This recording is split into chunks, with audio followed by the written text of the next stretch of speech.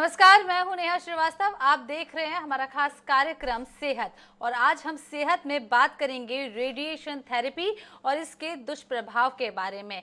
विकिरण चिकित्सा यानी कि रेडिएशन थेरेपी कई प्रकार के कैंसर का प्रभावी ढंग से इलाज करती है। रेडिएशन थेरेपी न केवल कैंसर कोशिकाओं के विकास को मारता है या धीमा करता है, यह आसपास की स्वस्थ कोशिकाओं को भी प्रभावित कर सकता है, लेकिन अन्य कैंसर उपचारों की तरह ये अक्सर साइड इफेक्ट का कारण भी बनता है।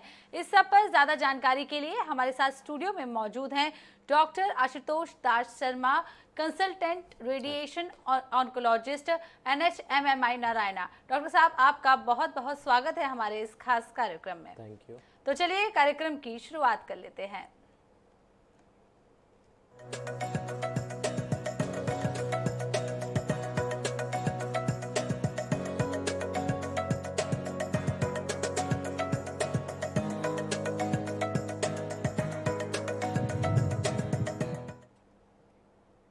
डॉक्टर साहब, सबसे पहले तो आपसे जान लेते हैं कि आखिर रेडिएशन थेरेपी होती क्या है। रेडिएशन कैंसर के ट्रीटमेंट का 3 भाग में इलाज होता है। एक कैंसर सर्जरी होती है जिसमें हम ट्यूमर को काट के निकालते हैं शरीर से बाहर।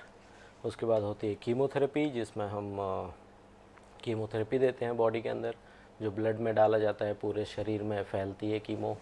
कैंसर के जो सेल बॉडी में फैले हुए होते हैं उनको वो डैमेज करती है, ख़त्म करती है। वैसे ही रेडिएशन उसका एक पार्ट होता है कैंसर ट्रीटमेंट का, जिससे हम जिस एरिया में ट्यूमर होता है उस एरिया को पूरे इरेडिएट करते हैं। कैंसर की किरणें बहुत स्ट्रांग होती हैं, वो कैंसर के सेल को डैमेज करती हैं और धीरे धीरे उनको मारती हैं और उसका इलाज होता है अल्टीमेटली। हाँ, तो रेडिएशन थेरेपी की एक पूरी प्रोसेस होती है जिसे आप 3 स्टेज में बता रहे किया जाता है। कैंसर के लिए, खासकर के ब्रेस्ट कैंसर के लिए इसका कितना महत्व है और किस तरीके से इसका ट्रीटमेंट किया जाता है। ब्रेस्ट कैंसर में आजकल जैसे देखा जाता है ब्रेस्ट कंजर्वेटिव सर्जरी आती है, जिसमें हम पूरा का पूरा ब्रेस्ट नहीं निकालते हैं। सिर्फ उसी पार्ट ऑफ द ब्रेस्ट को निकाला जाता है जहाँ पे ट्यूमर है, ना कि पूरे ब्रेस्ट को निकाल देना, क्योंकि ब्रेस्ट एक इम्पॉर्टेंट ऑर्गन होता है फीमेल के लिए।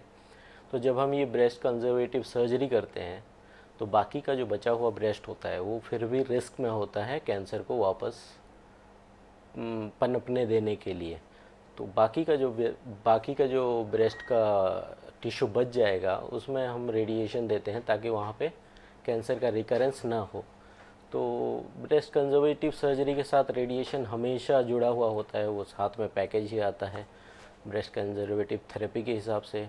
और इस हिसाब से रेडिएशन का ब्रेस्ट कैंसर में बड़ा महत्व होता है। उसके अलावा अगर हम बीमारी बड़ी है और उसकी वजह से पूरा ब्रेस्ट निकाला जाए और बाद में पता चले कि स्टेज जो है वो स्टेज 2 है या उससे ऊपर है या फिर लिम्फ नोड आते हैं, तो फिर रेडिएशन की ज़रूरत फिर से पड़ती है ताकि वहाँ पे जहाँ ऑपरेशन हुआ है वहाँ पे वापस से बीमारी ना आ पाए। जी डॉक्टर साहब, यहाँ पर हम अपने दर्शकों को एक बार बोलना चाहेंगे, यदि आप डॉक्टर से कुछ भी सवाल पूछना चाहते हैं तो आपकी टीवी स्क्रीन पर नंबर फ्लैश हो रहा है, उस पर कॉल करिए और डॉक्टर साहब से अपनी परेशानी के बारे में पूछिए, वो आपको जवाब देंगे। बात कर लेते हैं रेडिएशन थेरेपी क्यों और कब करवाई जानी चाहिए डॉक्टर साहब। ब्रेस्ट कैंसर के कॉन्टेक्स्ट में जी, आप ब्रेस्ट कैंसर या अन्य कैंसर से रिलेटेड भी इसके बारे में जानकारी दे दीजिए। रेडिएशन यूजुअली सर्जरी के बाद होता है, जब सर्जरी में पता चलता है कि ट्यूमर का स्टेज दूसरे या उससे ज़्यादा बड़ा है, दूसरा, तीसरा, चौथा स्टेज का। उसमें सिर्फ सर्जरी करने से बीमारी ख़त्म हो जाती है ऐसा नहीं है, वापस से बीमारी वापस आने का पूरा चांस होता है। उन केसेस में हम रेडिएशन देते हैं सर्जिकल फील्ड को, ताकि उसके जो माइक्रोस्कोपिक कैंसर सेल हैं वो वापस से पनपे नहीं, बड़े ना हो और वापस से दिक्कत न करें। तो वो एक इंडिकेशन होता है ब्रेस्ट कैंसर का। जैसे मैंने बताया, सेम प्रिंसिपल तो सेम होता है कि आप एडवांस केसेस में रेडिएशन देंगे ही, कंजर्वेशन में अर्ली स्टेज में भी देते हैं, और बाकी डिपेंडिंग ऑन कौन से साइट पे कैंसर है उस हिसाब से रेडिएशन के एम अलग अलग होते जाते हैं। जी डॉक्टर साहब, रेडिएशन थेरेपी के लिए पेशेंट्स को पहले से क्या कुछ तैयारियां करनी पड़ती हैं, मतलब कुछ पहले से भी कुछ उसका प्री ट्रीटमेंट होता है जिसके बाद ये थेरेपी की जाती है। प्री ट्रीटमेंट तो नहीं होता है, बट पेशेंट को एक बहुत इंपॉर्टेंट पार्ट होता है इमोबिलाइजेशन का, क्योंकि रेडिएशन जो है एक लाइट की बीम की तरह होती है, उसको हमको एक टारगेट पे, ट्यूमर जहाँ पे है वहाँ फोकस करना होता है। उसके लिए हम पेशेंट को प्रिपेयर करते हैं ट्रीटमेंट स्टार्ट होने से पहले। उसके लिए पेशेंट को इमोबिलाइज़ करना पड़ता है, लेटाना पड़ता है, एक जाली बनती है जिसकी वजह से पेशेंट हिले नहीं ट्रीटमेंट के ड्यूरेशन पे। उसके बाद उसके स्कैन लिए जाते हैं ताकि हम ट्यूमर को लोकेट कर सकें, पता कर सकते हैं कि कहाँ पे रेडिएशन देना है हमको, आसपास के कौन से एरियाज़ हैं जिनको रेडिएशन नहीं देना है या जिन चीज़ों को रेडिएशन से बचाना है। उसके लिए स्कैन होता है, फिर ट्रीटमेंट प्लानिंग होती है, कंप्यूटर प्लानिंग होती है। प्लान बनने के बाद, उसके बाद ही जब पूरी सेफ्टी पता चल जाती है कि we can safely deliver the required radiation, उसके बाद ही अपना रेडिएशन का ट्रीटमेंट चालू होता है। जी, एक प्रोसेस होती है, उसके बाद आप रेडिएशन की थेरेपी शुरू करते हैं। यहाँ पर हमारे एक कॉलर जुड़ रहे हैं, निहाल लखनऊ से। निहाल, बहुत स्वागत है आपका। क्या कुछ पूछना चाहते हैं आप डॉक्टर साहब से? सर नमस्ते सर। नमस्ते सर मैं निहाल मिश्रा लखनऊ से बोल रहा हूँ। सर मुझे ये प्रॉब्लम होती है, नाइट में मैं जब भी सोने जाता हूँ तो मुझे ना सर्दी हो जाती है जी। और सुबेरे उठता हूँ सर्दी, और फिर उसके बाद डे जो दिन भर रहता है मेरा काम, मैं ऑफिस में काम करता हूँ, दिन भर नॉर्मल रहता हूँ, लेकिन रात में जब सोने जाता हूँ मुझे सर्दी हो जाती है सर। और ये कब से हो रहा है? सर ये लाइक 1 साल से ऐसा हो रहा है सर। ये जी, ये तो दर्शक थे, जो रेडिएशन थेरेपी से रिलेटेड सवाल नहीं था, पर आपको आप डॉक्टर आपको से नाक और गले के डॉक्टर से मिलना चाहिए। जी। मोस्टली कोई जी डॉक्टर साहब, यहाँ पर बात कर लेते हैं रेडिएशन थेरेपी के दौरान क्या कुछ होता है, पेशेंट को क्या कुछ परेशानी होती है, उसके लिए अलग से क्या कुछ प्रिकॉशन लिए जाने चाहिए? ड्यूरिंग रेडिएशन जी प्रिकॉशन डिपेंड करता है हम कौन से एरिया में रेडिएशन दे रहे हैं। जैसे मुंह का रेडिएशन अगर होता है तो उसमें हम जी कोशिश करते हैं कि पेशेंट मुंह के एक्सरसाइज करे ताकि उसका रेडिएशन की वजह से मुंह बंद होने का चांसेस कम हो जाए। मुंह में छाले होते हैं, इन्फेक्शन होने के चांसेस होते हैं, उस पर हम बोलते हैं कि मुंह की हाइजीन ज़्यादा अच्छे से मेंटेन की जाए, ब्रश करें रेगुलरली, कुल्ले करें, और इन जनरल पेशेंट को हाई प्रोटीन डाइट और ज़्यादा पानी पीने के लिए बोला जाता है ताकि जो भी ट्रीटमेंट के साइड इफ़ेक्ट हों वो सब डैमेज रिकवरी हो सके और पेशेंट को कम से कम तकलीफ़ हो। उसके अलावा हमेशा रेडिएशन के साथ में एक स्किन की साइड इफ़ेक्ट होती ही है।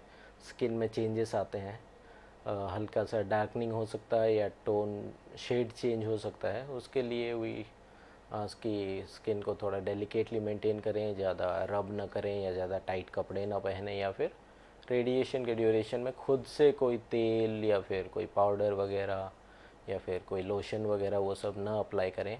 उसके लिए यूजुअली हम ही प्रेस्क्राइब करते हैं जो रेडिएशन ट्रीटमेंट के साथ कंपैटिबल होता है। तो मोटा मोटा यही साइड इफ़ेक्ट्स होते हैं। जी, यहाँ पर बात कर लेते हैं कि रेडिएशन थेरेपी के दौरान किन बातों का खास ध्यान रखना चाहिए।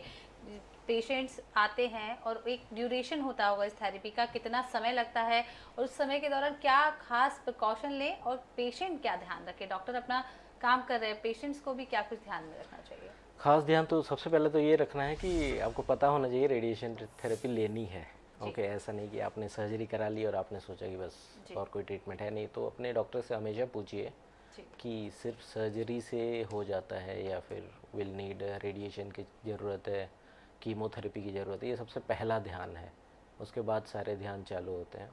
उसके बाद से ज़रूर मिलिए रेडिएशन ऑन्कोलॉजी से, वो आपको डिटेल में समझाएंगे आपकी बीमारी के बारे में, कितना लंबा रेडिएशन चलेगा, कैसे कौन सी फ्रीक्वेंसी से चलेगा और उसके साइड इफ़ेक्ट क्या होंगे, उसके फ़ायदे क्या होंगे। ये सब डिटेल में आपकी बीमारी के हिसाब से ही पता चलता है, जनरलाइज करके बताने इज इम्पॉसिबल। जी, मतलब पर्टिकुलर पेशेंट पर डिपेंड करता है और उसकी बीमारी पर डिपेंड करता है कि रेडिएशन थेरेपी में कितना समय लगने वाला है। डॉक्टर साहब ये जानना चाहेंगे कि रेडिएशन थेरेपी कराने के वक्त जोखिम क्या कुछ हो सकते हैं या इसके कुछ दुष्परिणाम होते हैं? दुष्परिणाम तो सारे साइड इफ़ेक्ट दुष्परिणाम ही हैं जो कि मैंने आपको समझाया, मेनली स्किन रिलेटेड और या फिर जिस एरिया में ट्यूमर है उस एरिया के जो नॉर्मल ऑर्गन है उनको साइड इफ़ेक्ट्स हो सकते हैं, डिपेंड करता है कौन से एरिया में ट्यूमर है। जोखिम, रेडिएशन, मॉडर्न रेडिएशन थेरेपी पूरी कंप्लीट जोखिम से खाली है, कोई जोखिम नहीं होता है।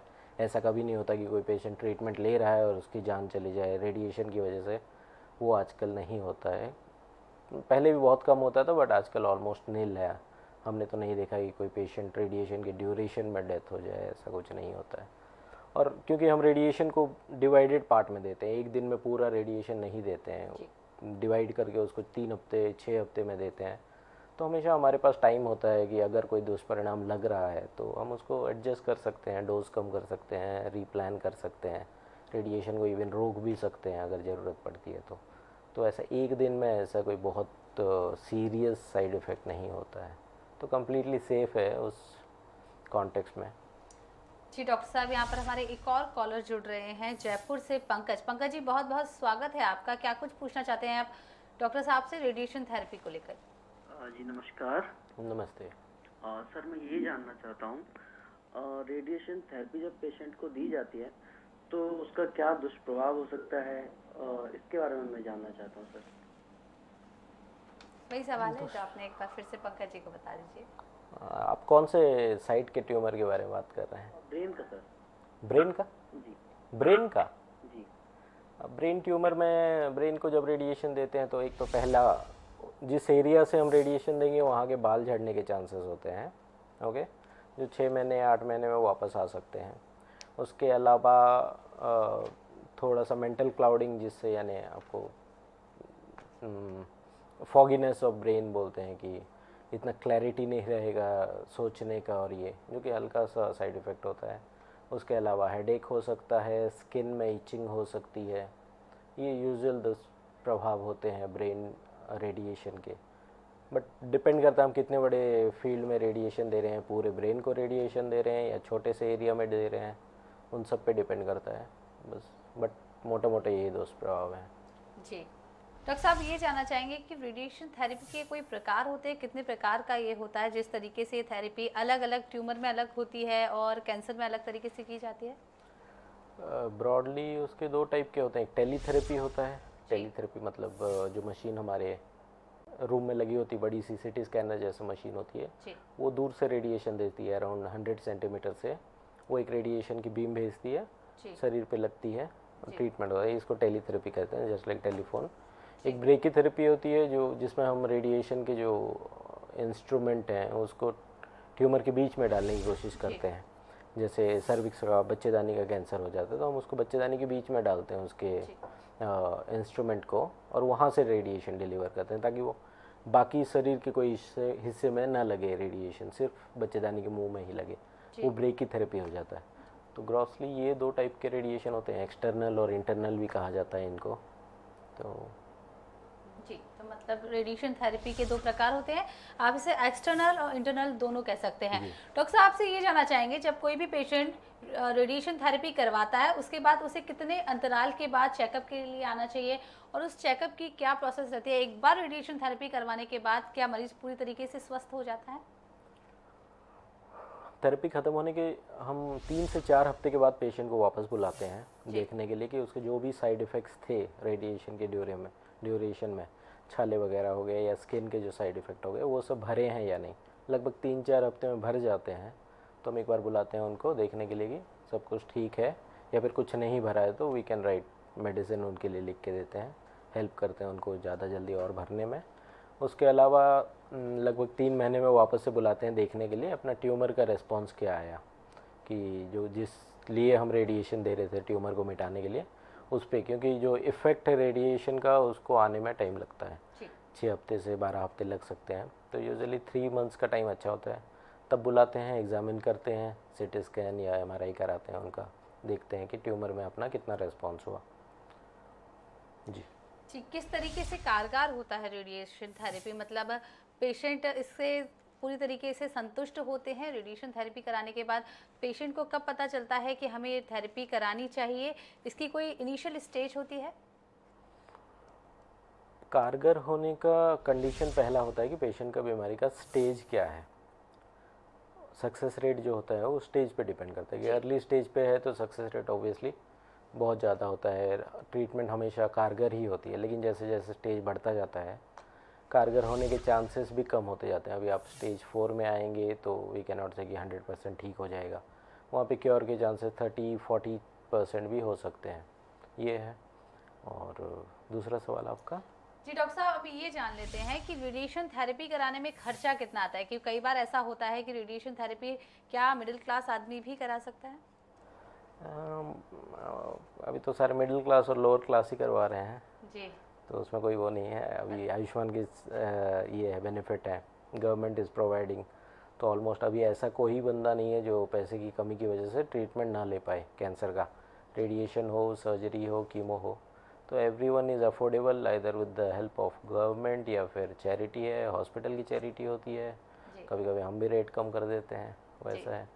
और ऐसा कोई नहीं होता कि ट्रीटमेंट पैसे की वजह से नहीं ले पाया, वी टेक केयर कि वैसा ना हो कभी भी। वो बहुत बड़ा दाग होगा हमारे सोसाइटी के ऊपर, जी। तो अवॉइड करते हैं उसको। हाँ, तो ये तो बहुत अच्छी बात है कि आप रेडिएशन थेरेपी अब हमारे शहर में भी उपलब्ध है और NHMMI नारायणा में भी ये डॉक्टर साहब इस ट्रीटमेंट को करते हैं और सभी को संतुष्ट होकर वहाँ से वापस आने को मिलता है। डॉक्टर साहब, आपका बहुत बहुत धन्यवाद। आपने दर्शकों को इतनी बेहतरीन जानकारी दी और आप हमारे स्टूडियो में आए दर्शकों के सवालों के जवाब भी दिए।